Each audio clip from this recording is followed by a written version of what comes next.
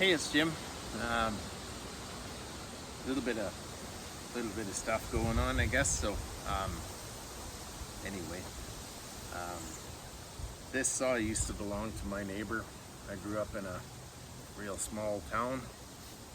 If it was even called a town, I don't think it was. We didn't even have a stoplight.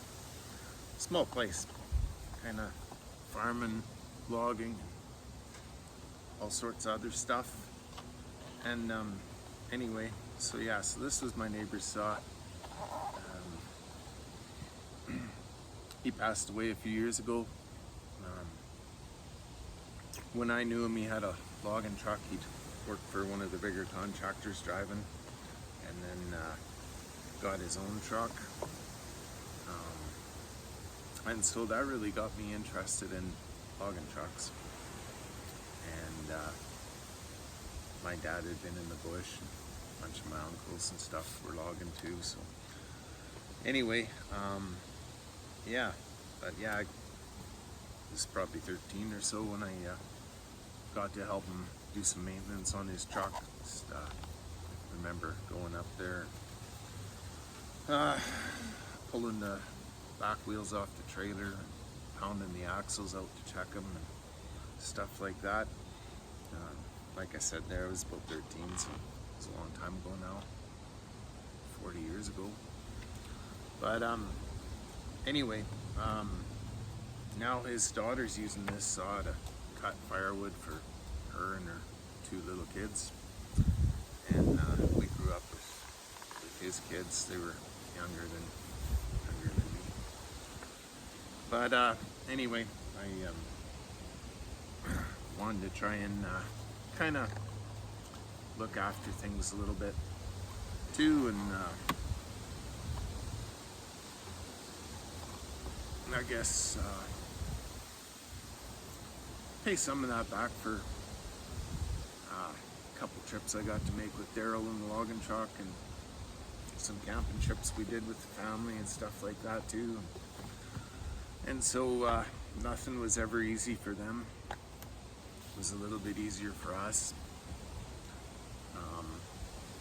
And I guess life just kind of sometimes works out that way. Sometimes it kind of gets away before you realize how old you are, or where you're at with things. So anyway, I got a chance to make the saw run a little better, cut some firewood, so I'm gonna do that. Backup one's just a 271 steel. I think it's got an air leak. This 365 should be a good saw. I think it's got an air leak or something going on with it too. You put it in the wood and it just kind of bogs out, so might be just some carb stuff. Pressure and back tested stuff. But I guess anyway, where I was kind of going with this little bit of philosophy ramble was being raised in a small town. You know a lot of people, well, as many as there is anyway. I guess that's not a lot. But you know all of them, and they kind of know you. And so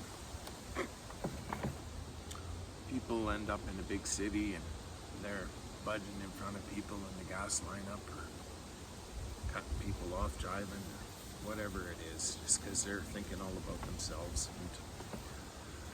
And I think if you grow up maybe in that smaller town or something anyway, if you have a chance to look around and see people and not just be so wrapped up in yourselves, you got a chance to see people are there to try and help you out a little bit. If you need a hand, you can do that back. And I think at the end of the day, that's what makes things worthwhile. So when you've got a chance, take it. It's been a tricky year for my family. Mom passed away in June.